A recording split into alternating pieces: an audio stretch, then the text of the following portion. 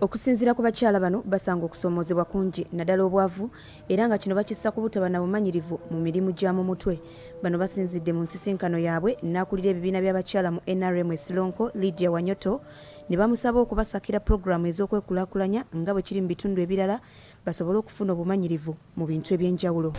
Kale tubadde tusaba oba kinaasoboka batuweeyo omukisa ogw'okuyigirizibwa, tuyige emirimu gy'engalo, tuyige engeri yetukumamu ssente, tuyige engeri ey'okwongeramu value ebintu byaffe bye tukola ebya bulijjo, tuyige engeri ey'okutunda n'okuyiga ku mukutu nga kompyuta bye bitugenda tuyamba okulaba nti tunoonya akatale akakyasinzaako Sironko.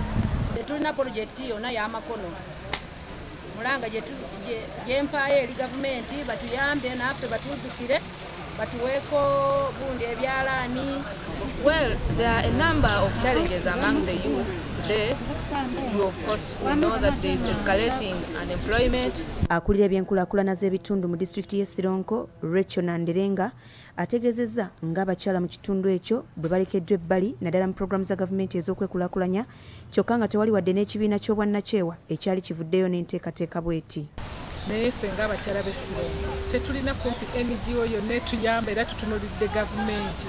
Kale tutwala omukisa guno ogwa independence okusaba abo bonna abayamba abakyala nti abakyala b'e Sironko balina potential eyiga, balina potential esuubuula, balina potential ekola. Tubulamu kimu kujja mutweyungeko tutwale Uganda mu maaso.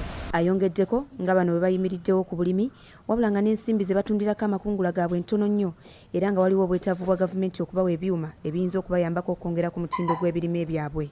Tulima enva, ne tulima emmwanyi, ne tulima amatooke, kyokka ku bintu ebyo ne tujjamu ebimu ne tubisuubuulamu.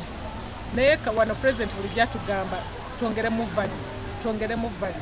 Ekintu ng'ekyo bw'olima emmwanyi batuseerereeyo mu kyalo bannaffe bagenda batugulako ku bbeeyi entono. Kati bwe tufuna omuntu atuyigiriza obwo obuntu obutonotono obwo ne tubeera n'ebyuma byennyini ebiyinza otuyamba.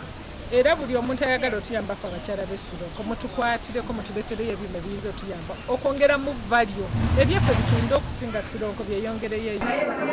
Wano ssentebe w'ebibiina by'abakyala mu NRM Lydia Wanyoto wabasabidde okwekolamu ebibiina kibanguyizeeko okubatuusaako enteekateeka za gavumenti n'okubatendeka mu bintu eby'enjawulo.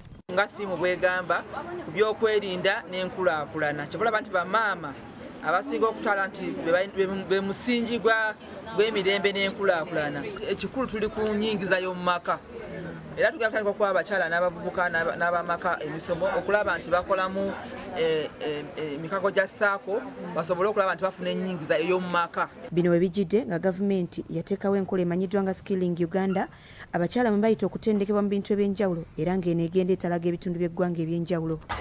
Farida Nakayiza ne Nelson Gonsia, BBS Telefayina, e Sironko.